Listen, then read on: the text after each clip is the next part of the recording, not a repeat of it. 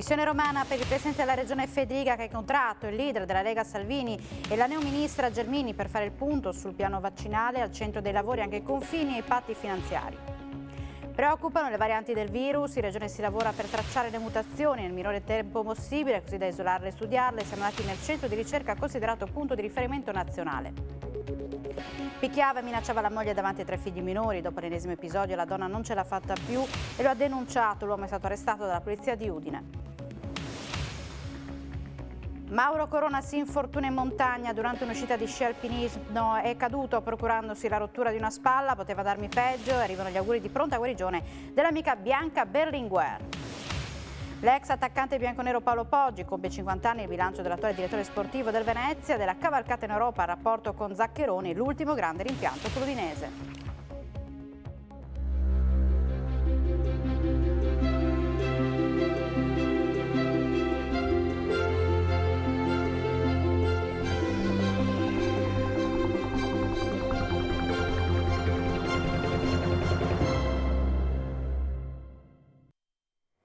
Buonasera e ben ritrovati a un nuovo appuntamento con l'informazione di Telefriuli. Massimiliano Fedriga ha incontrato a Roma il nuovo ministro degli affari regionali, Maria Stella Gelmini, e il leader della Lega, Matteo Salvini. Al centro dei colloqui la campagna vaccinale, ma non solo. Giornata di incontri romani per il presidente della regione Massimiliano Fedriga, che in trasferta nella capitale ha avuto delle riunioni con il nuovo ministro per gli affari regionali e le autonomie Maria Stella Gelmini e con il leader della Lega Matteo Salvini. Al centro dell'incontro con la neonominata ministro al posto di Boccia gli aspetti collegati al piano vaccini e a quello pandemico, ma non è mancato un riferimento agli accordi finanziari. In questo senso i due esponenti politici hanno evidenziato l'urgenza di ripartire in modo rapido e deciso, in quanto proprio il Friuli Venezia Giulia ha una partita aperta con lo Stato dal valore di circa 700 milioni di euro. Si è parlato anche di province che in Friuli Venezia Giulia non sono più elettive, ma che l'attuale giunta vorrebbe ripristinare.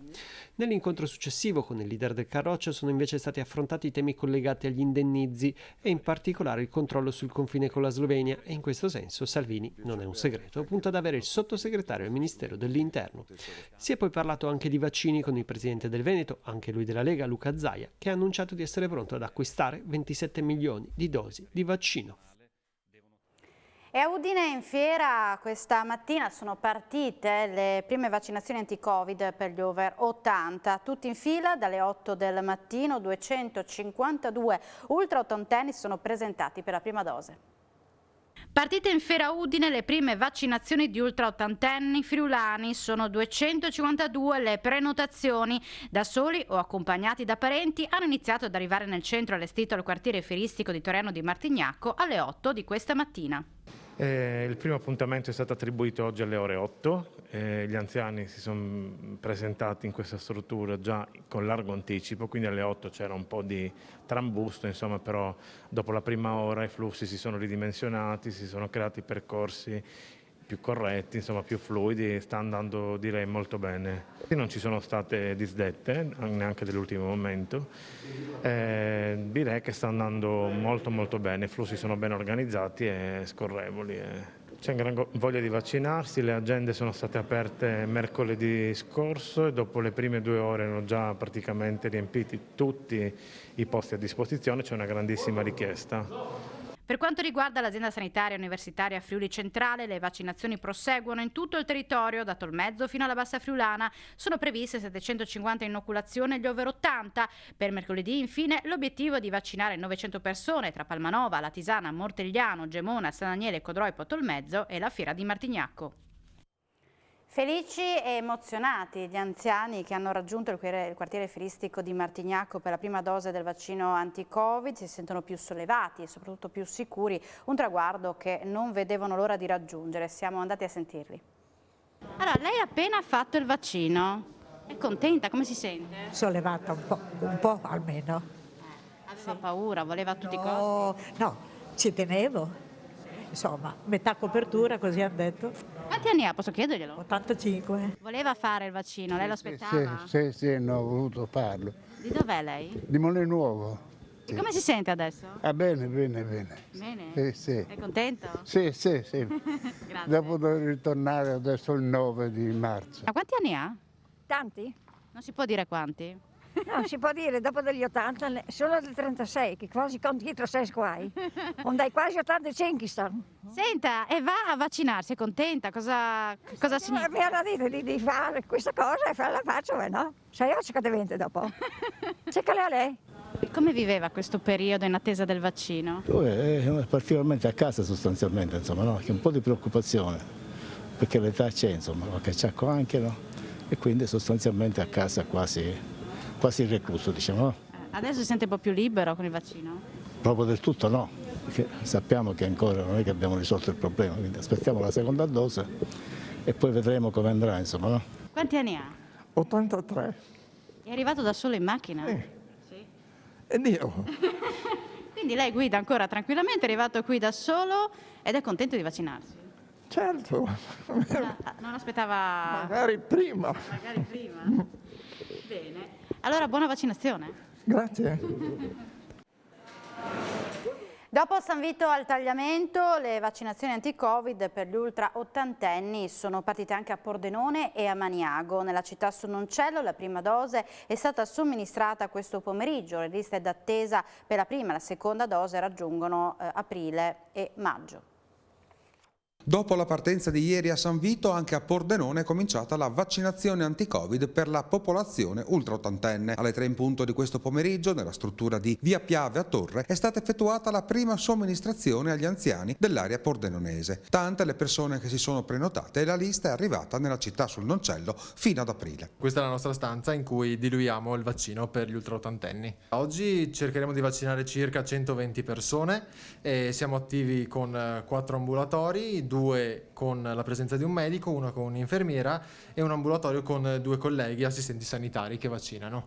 Stiamo utilizzando quello della Pfizer e continueremo così finché insomma non avremo nuove direttive. Ecco, per gli ultraottantenni hanno deciso di utilizzare questo vaccino qua, insomma, che abbiamo. E fino ad aprile siamo arrivati come prenotazioni qui al distretto di Torre dove stiamo facendo, sì.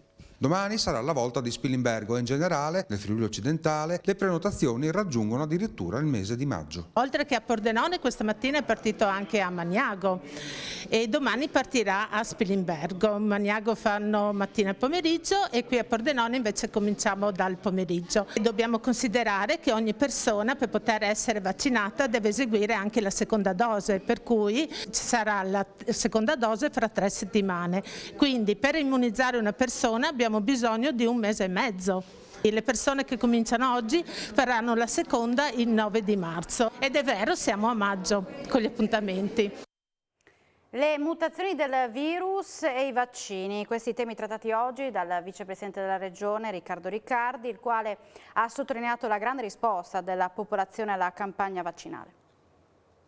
Il SARS-CoV-2, come tutti gli elementi in natura, cambia e si modifica con l'obiettivo di sopravvivere e l'analisi di queste nuove forme potrebbe supportare la ricerca, anche se al momento dalla politica arriva un monito. Insomma, io non credo che dobbiamo parlare di paura, dobbiamo analizzare una situazione che esiste, il tema delle mutazioni è reale, le preoccupazioni sono elevate, ormai non parliamo più di una sola variante.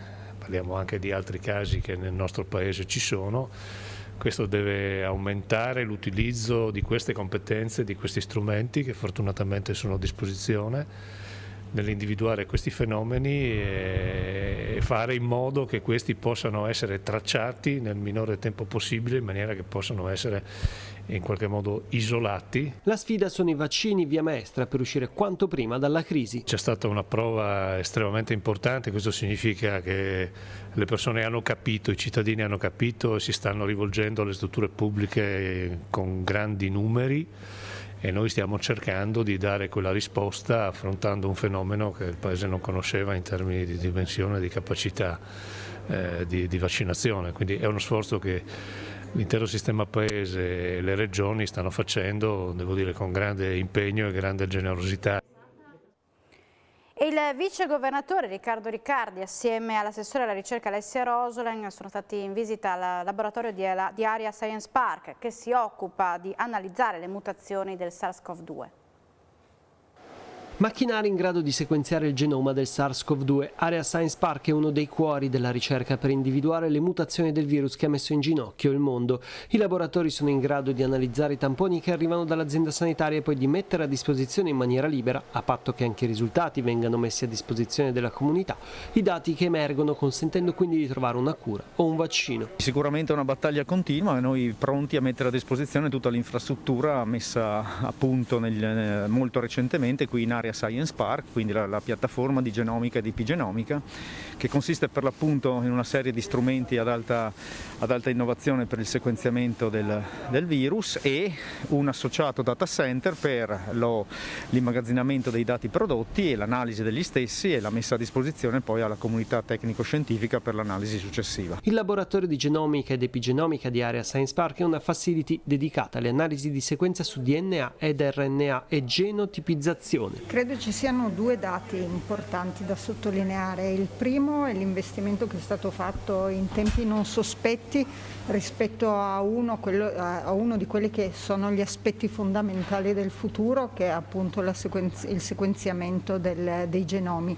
E il secondo dato fondamentale per quanto mi riguarda è l'aver costruito il data center per poter elaborare i dati, analizzarli e renderli fruibili. È la ricaduta normale e utile della ricerca rispetto a tutte le sfide che avremo davanti.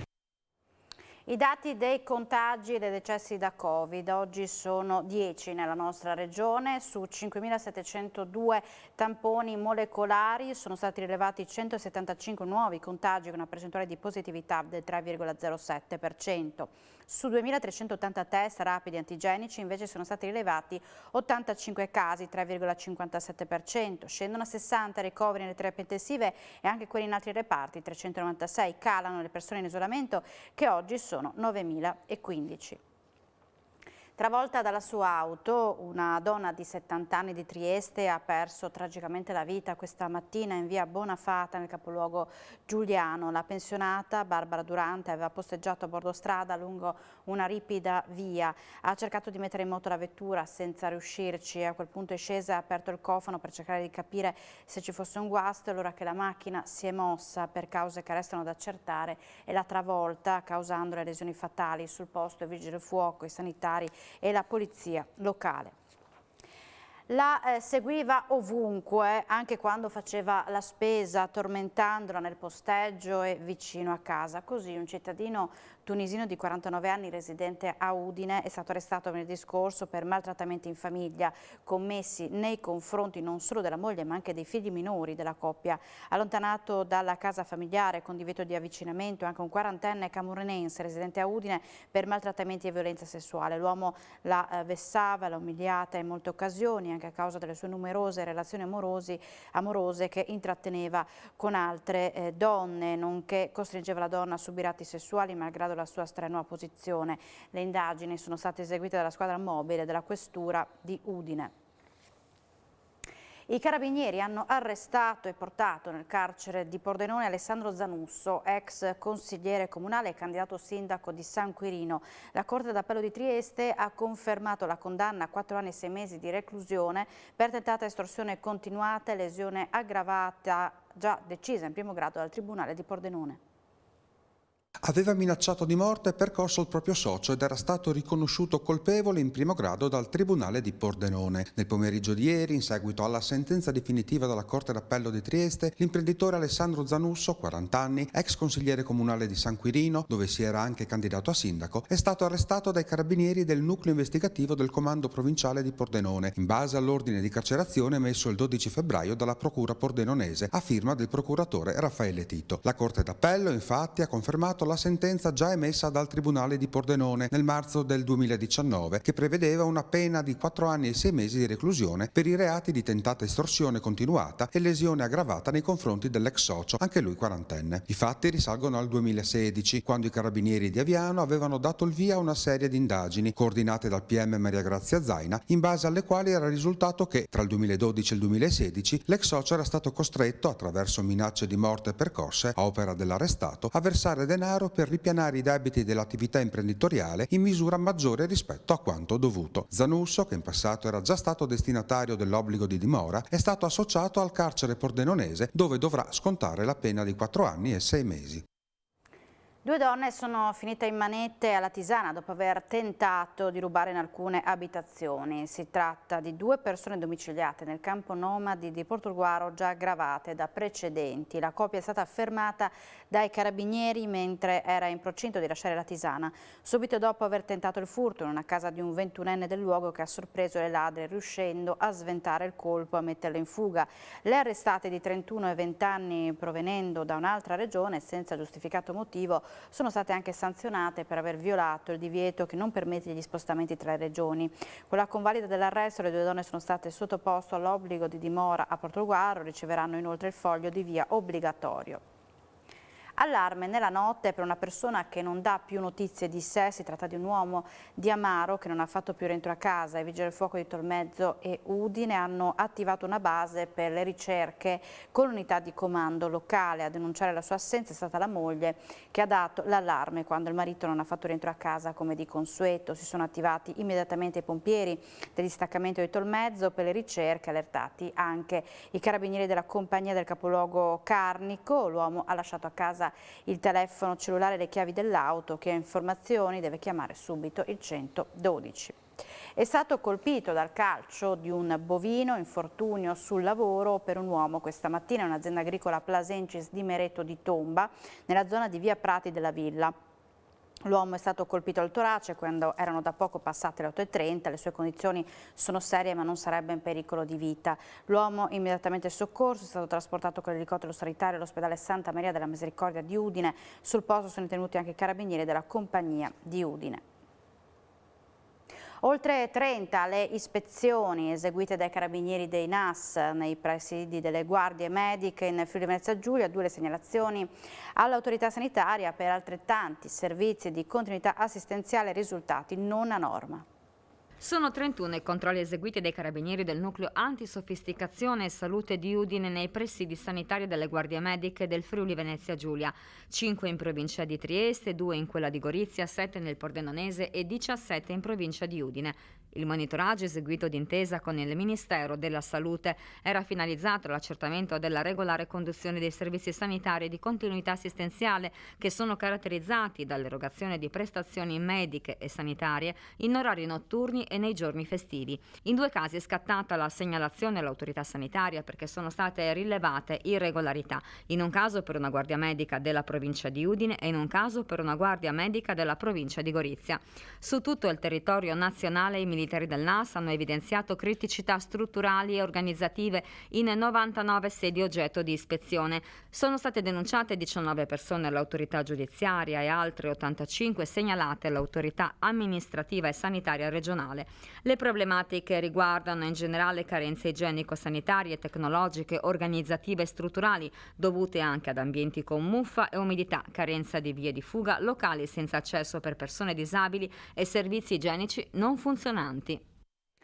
In Friuli Venezia Giulia sono almeno 200 i rider, lavoratori spesso ignari dei propri diritti, diventati durante la pandemia il simbolo di un ruolo indispensabile per la società di oggi. La FIT CISL ha dedicato ai rider una giornata per intercettare queste figure professionali che svolgono un lavoro precario e pericoloso. Lavoratori spesso ignari dei propri diritti che sono diventati in questo periodo d'emergenza per Covid simbolo di un ruolo indispensabile per la società, ma che al tempo stesso è precario e pericoloso. Sono i rider, una categoria alla quale la CISL ha dedicato una giornata per renderli maggiormente consapevoli dei loro diritti in modo che possano contribuire fattivamente allo sviluppo ordinato del settore. La FIT CISL è in prima linea per dare loro una giusta collocazione all'interno del contratto nazionale dei trasporti. In Friuli Venezia Giulia sono almeno 200, ma il loro numero cambia a seconda delle esigenze del mercato. Sono i figli nascosti di quella che chiamiamo la gig economy, perché appunto non si vedono, ancora di più adesso con la pandemia, che lasciano i prodotti, il cibo negli androni delle scale, negli ascensori ancora di più sono nascosti. Quello che noi notiamo è che sono proprio frammentati, sono isolati, pur essendo parte di gruppi molto importanti, spesso anche le multinazionali, in verità sono persone molto, molto solitarie che lavorano in estrema solitudine con i problemi che dà questo tipo di lavoro. Ecco, facciamo proprio l'identikit del rider, quindi di età variabile, non sono, come si potrebbe supporre, persone giovanissime. L'identikit tipico è persona dai 20 ai 35 anni, tendenzialmente straniero, ma non più solo straniero, in numeri abbastanza importanti, che lo fa come primo lavoro, unico lavoro, qualcuno lo fa come secondo lavoro del weekend. Una volta erano solo gli studenti universitari praticamente, adesso non sono più solo loro, ma anzi sono persone che lo trattano come lavoro principale.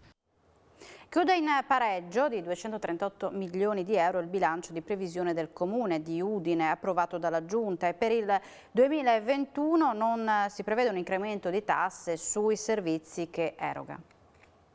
La Giunta Comunale di Udine ha approvato il bilancio di previsione. L'ultima parola spetta però al Consiglio Comunale nella riunione prevista per l'8 marzo.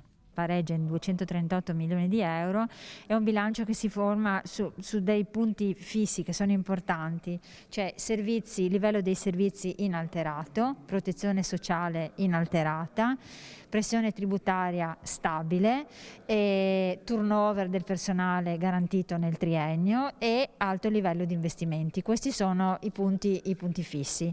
Dal punto di vista appunto della parte capitale ci sono 49 milioni di euro di investimenti inseriti nel 2021. Ci tengo a dire che questo non è il libro dei sogni, nel senso che per principi contabili possono essere inseriti solo quelle spese che riguardano gli investimenti che sono garantite, cioè che sono hanno già una parte di progettazione. E comunque la cosa che è molto importante per i cittadini è il fatto che il Comune di Udine garantisce che non ci saranno aumenti nelle tariffe, assolutamente, questo lo garantisce per qualsiasi cosa, per i servizi. Sì, allora, diciamo che il Comune di Udine garantisce che, a meno che non ci siano norme che stabiliscono o altri atti che ci obbligano a fare delle modifiche in questo senso, garantisce appunto la invarianza delle aliquote e delle tariffe nel corso del 2021. E il Comune di Udine per il 2021 prevede 67 nuove assunzioni a fronte di una quarantina di pensionamenti. Nel 2021 il Comune di Udine assumerà nuovo personale. Per la prima volta dal 2008 a oggi il saldo tra uscite e nuovi ingressi sarà positivo.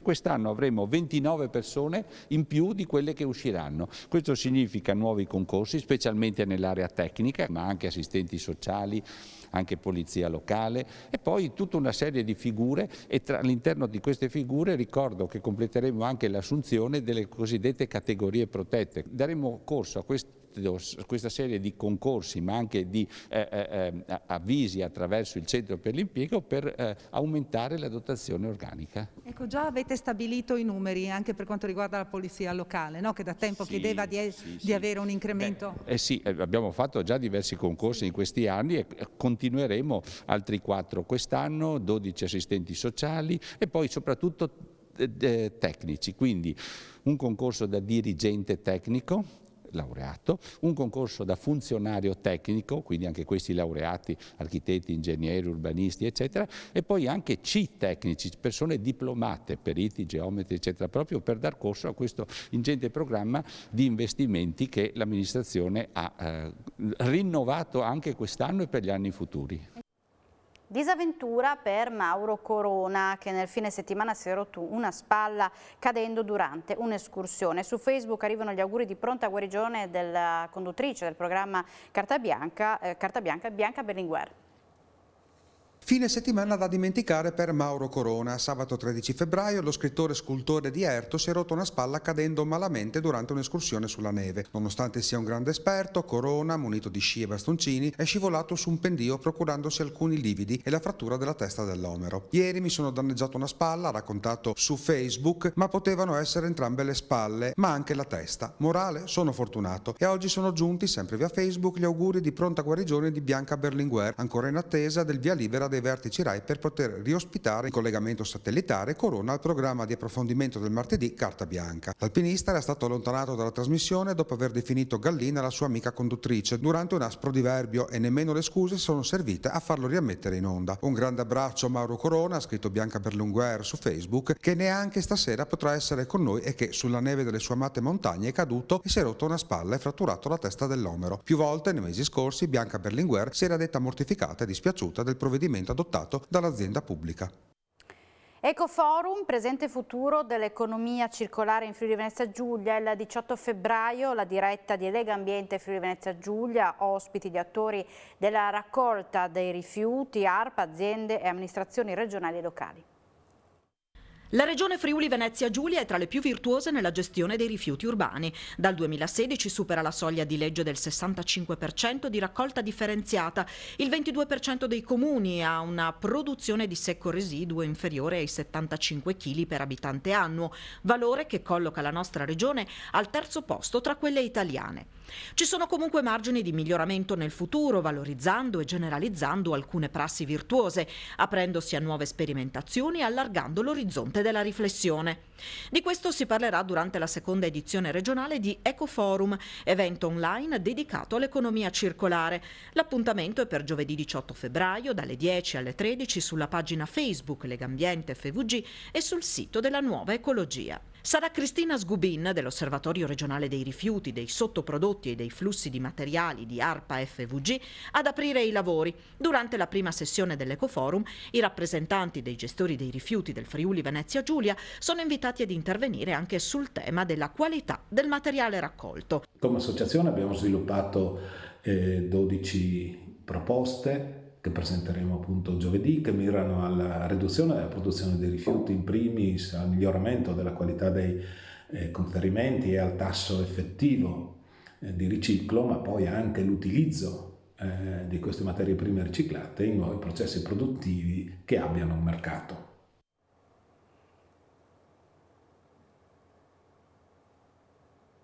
Siamo in chiusura, subito dopo la pubblicità appuntamento con Sport FVG e subito dopo l'appuntamento con l'aggiornamenti meteo di Antonino Renna. Grazie per l'attenzione e buona serata su Telefriuli.